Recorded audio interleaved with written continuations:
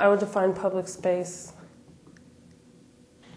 anything as anywhere that's that's not your house. home. Yeah, I feel like I'm in public space anytime that I'm not in the house. Public space. I don't consider safe space. If safe Places where I space feel meaning a space that I put I would energy into building with define other public people. space as welcome. anything outside of my Out in the open. own private personal space. So there are very few limitations on public space. I would say that I do have a position of power in public space, but it's not, when I enter public space, it's not a part of my consciousness or part of my awareness. I'm constantly aware of how people are perceiving my body in a way that makes me constantly alert. I just feel, like I'm in public space, and it's very normal.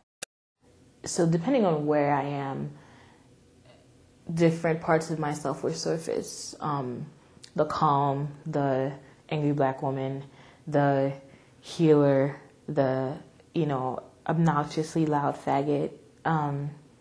Depends on where I'm at. Those different parts of me will surface. And I'm only conscious of my power when I reflect on it in a theoretical way. I'm a genderqueer woman of color, basically, that lives in America. I guess my experience in America would be in public spaces, that of feeling uncomfortable, of being put in various boxes. Like me growing up in a specific sort of conservative Christian setting, and I was thinking about what I was trained to do in public space and who I was trained to be scared of. And it's a different thing, like being constantly threatened by people around you and being selectively, having certain points where you feel like there's somebody who might be threatening you. But that's all socialized. And I was thinking about growing up and when my parents I could sense when my parents got anxious or nervous in public spaces by who was around. So now my behavior is adjusted to that. For example, when I'm noticing people who are walking near to me, particular people trigger things in me where I'm like, oh, I should check to see if my wallet is still in my back pocket or something like that. Being perceived as male or female can be really, really arbitrary and really depend on, at least for me, it feels like it's really, really arbitrary and that it totally depends on who's looking at me, and somebody can totally perceive me as female and then the next second someone else can perceive me as male. And I think that that's not something that people really think about if they don't have the really physical experience. And because of that, and even in talking about it, there's a lot of that I feel like is just in my own head, except that I know it's not because it's also really physical. It's a hard thing navigating because you never really think about those things. You never really think about how you just think that you are you.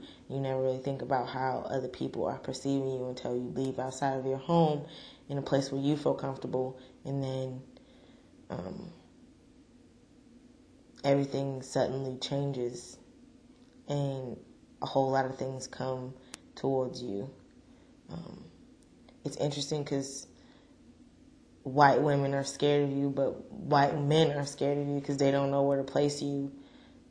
But, white women are scared of you and then they find that you're a woman, so then they play all these kind of crazy head games and head trips with you. But white men, when they find out you're a woman, they get all aggressive and, poke out their chest and want to, assert some kind of male dominance over you. So it's an interesting place to be in. If I go into a store, then people will automatically assume what size that I wear. People will say, you know what, there's nothing in this store that's going to fit you, so you might as well walk out. So that assumption that, I'm too big and this size phobic thing and, big black woman is coming. It's kind of like Godzilla. And people really don't think about that, but it happens quite often. It's one thing to be a light-skinned black woman, a skinny black woman. It's another thing to be a large, dark-skinned sister with locks. The experience is completely different. So, yeah.